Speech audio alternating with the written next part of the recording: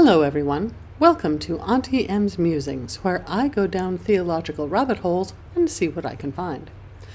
In part 1 of this 2-part series, Gardens and Serpents, I looked at what happens when we take Jesus' statement about the brazen serpent seriously, and how that can change our understanding of the fall of Adam. Now it's Eve's turn, and the Virgin Mary's, and with them, mothers and women in general. That means a trip down Archetype Road, because the story of women, creation, and Jesus is convoluted at best.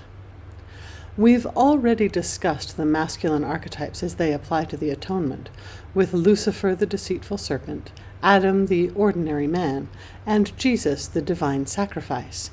There are also 3 feminine archetypes: Lilith, who is named only in the mystic tradition, Eve, traditionally created from Adam's rib, and the Virgin Mary, who is Jesus' mythically and miraculously perfect mortal parent. All of the feminine archetypes are innocent, or were once, but only one is considered to be truly good. Lilith is openly rebellious and disobedient, and in medieval art is often intertwined with the serpent who seduced Eve. She was supposed to be the first woman created with Adam, but rejected the laws of civilization that would make her subservient and became mother of demons and fairies instead. She is the traditional archetype of the evil seductress who undermines the patriarchal social order. Eve is the gullible innocent, created from Adam's rib to be Lilith's replacement. She is not quite as flawed as Lilith, but is certainly not ideal. After all, she wasn't bright enough to see through the serpent's lies, and she still seduced Adam into doing something they both knew was wrong. She is the mother of all mothers, but she is pitied as much as she is honored. The Virgin Mary is the only truly good woman of this triad, her perfect and willing obedience to the Lord apparent from the Annunciation onward. In traditional Christianity, she is both maiden and mother, uncorrupt and incorruptible, born miraculously free of sin, and thus the only possible vessel for carrying the Son of God, who would correct all of the wrongs caused by Eve and all of Eve's other descendants. Unsurprisingly, the Virgin Mary is the metaphorical vessel for all kinds of Christian symbolism from the early Byzantine era onward. She is the Queen of Heaven, the new Eve, as Jesus is the new Adam, mother and bride of God. No ordinary woman, no other daughter of Eve, could hope to match the Virgin Mary's excellence. Or could they?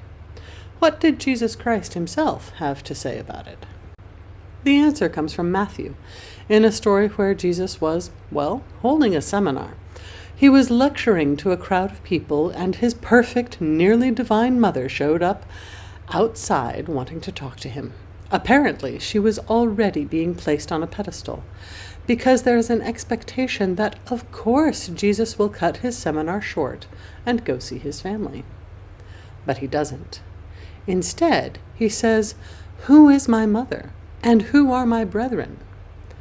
Whosoever shall do the will of my Father which is in heaven, the same is my brother and sister and mother." In other words, the Virgin Mary wasn't actually all that special. She was a woman. Faithful, yes. Obedient, certainly. She gave up her reputation, her social standing, and her prospects for a comfortable life in order to do what the Lord asked of her. But so have many, many people. And let's be real. She was also an ordinary person who accidentally left her son behind in Jerusalem when she didn't count heads properly before leaving, who ran out of wine at a really important party and leaned on that same son to miraculously produce some more, and who probably had a whole set of very human foibles that we would all relate to if we actually met her.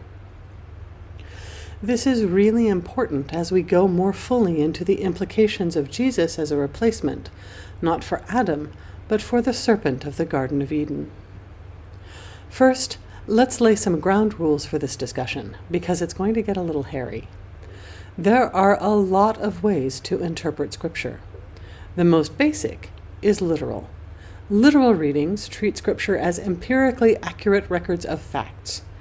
This is the simplest way to read Scripture, but it is also the most dangerous, since a lot of Scripture is poetry and metaphor.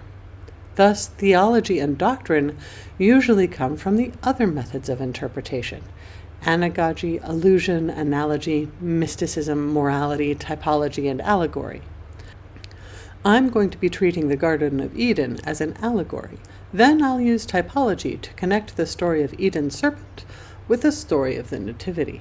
The story of the Garden of Eden can be seen as an allegory of conception, pregnancy, and birth that, interestingly, works equally well for both parents and children. The child's experience is the most common and the most obvious one. After all, gardens and wombs have been connected to each other forever. Like the Garden of Eden, the womb is a perfect environment. Stable temperatures, all wants and needs supplied, no questions asked. What fetus wants, fetus gets. Until something happens. What is it that tells the womb to eject its occupant? According to the story of the Garden of Eden, it's when Adam and Eve ate the fruit of knowledge of good and evil. Now, in their case, it was the serpent who convinced them to do it, against the advice of their divine creator. But what an interesting idea, that the trigger for birth comes from a spirit deciding that, yes, it wants more knowledge, more understanding than it can gain from its current comfortable home. So, what was the serpent's fault in the Garden of Eden? The fruit would have to be eaten at some point, so why was it forbidden? What did the serpent do wrong? My guess? Timing. If labor comes on too early, the infant will not be developed enough to survive on its own. Too late or not at all, and there is a very real risk of death to both mother and child. But there is a beautiful lesson here, that when a desired pregnancy failed, when babies are born too early and cannot be saved, it isn't the mother's fault. Spirits make choices too, and live or die by the consequences, just as the rest of us do. There is one more interesting part of this story, which is where the Garden of Eden becomes inaccessible, and a flaming sword guards the way back. A placenta, as my doctor showed me when my son was born, looks very much like a tree. The baby's access to that tree, however, has to be cut and cauterized. The baby cannot ever get back into its pre-birth garden. From its birth onward, it must make its way on its own. As a way of explaining pregnancy and childbirth, then, the story of the Garden of Eden doesn't do a bad job. But what about when we turn to the experience of becoming a parent? Because that's another way that Christianity has historically interpreted the whole eating of the forbidden fruit episode. The notion that sex was the forbidden fruit is where the idea of original sin comes from, along with the concepts that transformed Mary, the mother of Jesus, into the very special, very unique, always a Virgin Mary. Let's see what happens then when we interpret the Garden of Eden as the process of becoming a parent and having a family. The setting is, of course, a perfect childhood with perfect families and perfect homes. Much like a womb, a good family provides a safe, secure, happy place to grow up. Let's say Adam and Eve are friends, who may or may not fall in love. Everything is going well for them, and then the new kid, Snake, comes to town. He and Adam become friendly, but then he starts suggesting that Adam try out some things that are, well, not nice. So Adam distances himself and stops being Snake's friend. That's okay. Snake turns his sights on Eve and starts moving in on her. He's charismatic and he knows exactly what to say to make Eve unsure of herself. He teases her, tells her unless she eats the forbidden fruit, she's never going to amount to anything. Or perhaps worse things happen.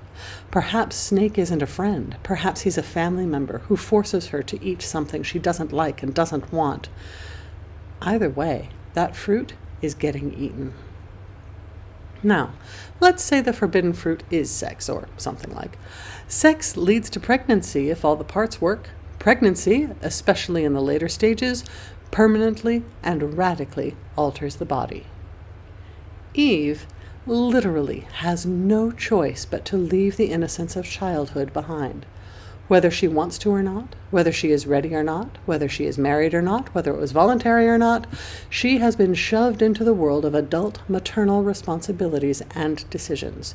Yes, even decisions about whether or not to continue the pregnancy are full of consequences she has no choice but to accept. Now, what will Adam do? Unlike women, men have options. Adam's body isn't forcing him into the adult world. He can stay in the Garden of Eden forever if he wants to, pretending nothing happened. And plenty of men do just that. But Adam is a good guy. Eve is his partner. She's got to grow up an adult now, and he's going to grow up an adult right beside her. As she has to leave her childhood behind, he's going to leave his father and his mother and all the comforts of his childhood, and he's going to be with his wife and support her. This is what Christian theology calls the fall of man. Maybe it would be more accurate to say that the patriarchal tradition calls it the fall of man. But as you can see, I hope, this isn't a fall. This is a stepping up. Adam stepped up. Did he know what he was getting into? No. But he knew what the right thing to do was, and he did it. Now, I said I would be connecting all of this to Jesus and the Nativity, so here goes. In the Garden of Eden, the serpent told Eve, "You will become as the gods." He didn't tell her the reality of what that meant. She had no preparation, no understanding, and no skills to prepare her for what was coming next. Adam didn't know what was going on any more than Eve did. He only knew that a man shall leave his father and mother and cleave unto his wife. So that's what he did. When the angel Gabriel approached Mary, however, she knew exactly what she was getting into. She knew what getting pregnant meant. She knew the consequences. She trusted that the Lord would help, and she had the Lord with her every step of the way. Joseph wasn't as trusting. He was going to stay in his Garden of Eden, but then he got his own angelic visitor, comforting him and encouraging him to stay beside her, which he did. Once again, the Lord stepped in and made sure that everyone knew what they needed to know. And finally, of course, there's the birth. Eve's first children were, at least mythologically, Cain and Abel. Abel was the good one, but he didn't last very long. Although Cain wasn't fathered by the serpent, he sure took on that mantle. Jesus fixed that mess too. Just to hammer the point home, here is what Cain was like as opposed to Jesus. At every point, the story of Jesus' conception, birth, life, death, and resurrection rewrites the story of the Garden of Eden and its aftermath. And this means we have an important choice. We can choose to follow Cain, or we can choose to follow Christ. For those who have been abused in whatever fashion, this is important. That poisonous fiery serpent who seduced Eve and captured Cain is still there, doing terrible things in the shadows to young people who do not have the ability to challenge it. How do we heal from the abuse and the trauma? Look to Jesus, to the bronze serpent. Vengeance belongs to him. And believe me, he follows through. Thanks for watching.